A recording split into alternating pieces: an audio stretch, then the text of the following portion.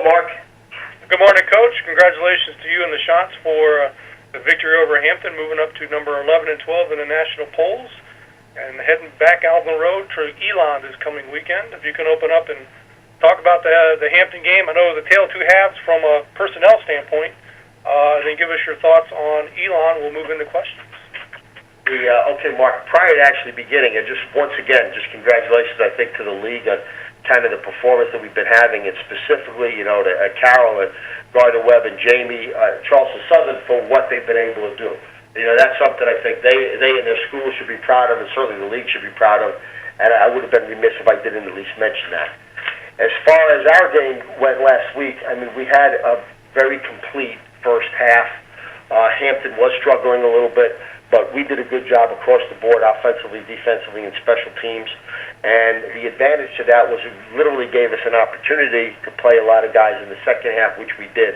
None of our starters played in the second half, and it gave us a wonderful opportunity, frankly, to see who was able to perform pretty well, who was able to who was able to handle themselves on the field.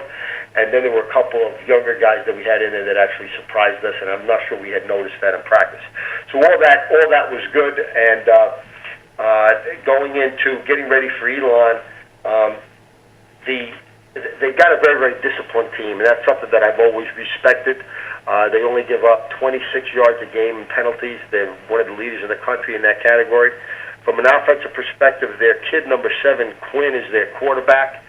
And he's backed up and knows this for the last couple of years, knows the system well, has done very well in the past when he's played, and he's having a very good season. They're having a good season offensively, period, especially in the passing game. He's throwing for 65% completion, 122 pass efficiency, about 250 yards a game. They're nationally ranked as far as their passing offense goes. They've got multiple receivers they can throw to, and frankly, they've got 3 running backs that they can give the ball to. But from a defensive perspective, they've got preseason pretty high picks with regards to the linebacker kid by the name of Spain and a defensive back by the name of Reitenberg. They operate out of a 4-3, and they've got 9 defensive starters back. They've given up some big plays, but the guys on defense are pretty good athletes, and they do a decent job of getting to the ball. What they've had though is some breakdowns, and that's hurt them.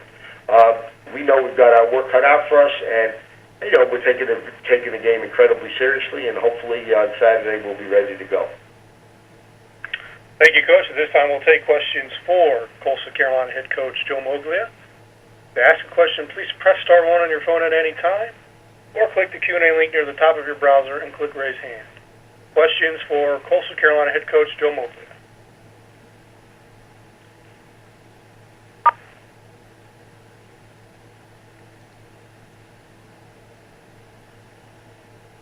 Coach, while we're waiting for a question to come in, if you could talk about your offense has been on a great roll. Kind of when did it start to get to the momentum where it's been the last couple games? Well, I think it was 2 games ago against Eastern Kentucky where the combination of both our running attack and our passing attack really wound up coming together. I think, Lorenzo Talaferro has been doing a wonderful job of running the ball, but so have the other guys that have gotten in the game. A lot of that is credit to our offensive line and the type of work that they're doing. I think the big difference, though, when it came to the Eastern Kentucky game was that, Alex Ross, our quarterback, literally started to feel comfortable with his responsibility and the job and fitting into more of a routine. Confidence level, making the right decisions, knowing when he needs to run the ball, all of those things. I think it was the Eastern Kentucky game when it all came together. Thank you, Coach. And we do have a question for you from a member of the Elon media. I don't have a name, but please introduce yourself before talking to Coach. Hey, Joe, this is Adam Smith. I'm with the Times News in Burlington. Hi, Adam. Wanted to ask you about Marcus Crowder. He's from right here in our area. What comes to mind when you think about what he does well? Is strength the first thing that pops into your head with him? Yes, Alan, I would say that first. I think if he's not the strongest guy on the team, he's 1 or 2 of the strongest guys on the team. That gives him a wonderful advantage when he's playing against 300-plus linemen. He has a low center of gravity. He moves well, and he certainly is able to get pretty quick separation between him and his blockers, frankly, because of his strength. He's a hard worker. We're well aware of the fact that he's from that he is from up around that area, and I know he's going to have a lot of family and friends coming to the game. Another guy, while we're at it, that is also near that area as well as Denzel Rice, our cornerback, and I know he's going to have family and friends to the game. He's having a good season for us so far. Mark, is he a guy that you've had to, I mean, maybe not had to bring out of his shell, but I think from talking to some of the guys that covered him in high school around here, he was sort of a quiet guy. When you get in college, I think sometimes you start developing more of a personality. Have you seen him grow as a person? Well, I definitely have seen him grow. I think, people's personality, frankly, are their personalities. And there are some guys that are a little bit quiet. That doesn't necessarily mean they're shy or they're in a shell. I don't see that as far as Marcus goes. I think Marcus, frankly, on the field, lets his play do the talking for him. He's well liked by the guys on the team. He's becoming a leader, even though he's actually a sophomore now. And but I think I don't see him as being shy and reserved. I see him being a little bit quiet. But that also winds up going with the maturity. What fits for him may not fit for somebody else as far as personality goes. But he's doing a good job with us as a member of our team, not just as a player, but in terms of the leadership and the work ethic that he shows the rest of the guys. And a lot of times, I'd rather see actions speak louder than words anyway. And that's pretty much what we're seeing from Marcus. You guys as a team, you certainly seem to be rolling right now. What do you think you guys are doing well, and what things would you like to see improved?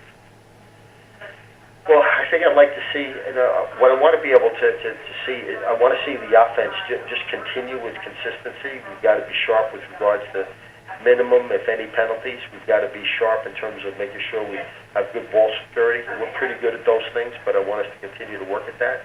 From a defensive perspective, the defense is starting to come into its own, but we have traditionally given up too many big plays. We'll have too many breakdowns.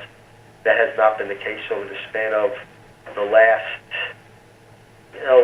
game and a half or so. We're doing a better job of tightening that up.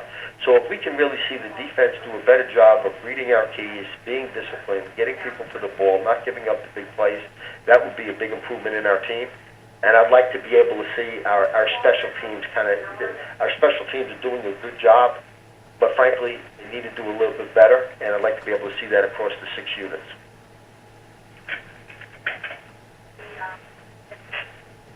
I know you like to grade, or at least look at your recruits with A's, B's, and C's. The way you guys are playing right now as a team, what grade would you be? Is this grade A, or can you get better? No, I think we can get better. The question that you just now asked, I think our offense is doing a good job. Our offense is certainly competing at a B plus A level. Our defense is a little bit more B, and we're playing effectively. We're a B plus. If we're not playing effectively, we're a B minus or a C plus. So we've got to see consistency out of our defense. And then from the perspective with regard to the special teams, I'd say we are, a solid B. And I think for us to really be effective on a week-to-week basis, that's got to become a B plus. Thank you, Joe. Good talking to you. I appreciate it. You're very welcome, Adam. Thank you. All right, thank you, Adam. And let's see, I don't see any more questions for you, Coach, so it's time to let you go. But as always, thanks for joining us, and good luck Saturday at Elon. Thanks a lot, Mark. Appreciate it.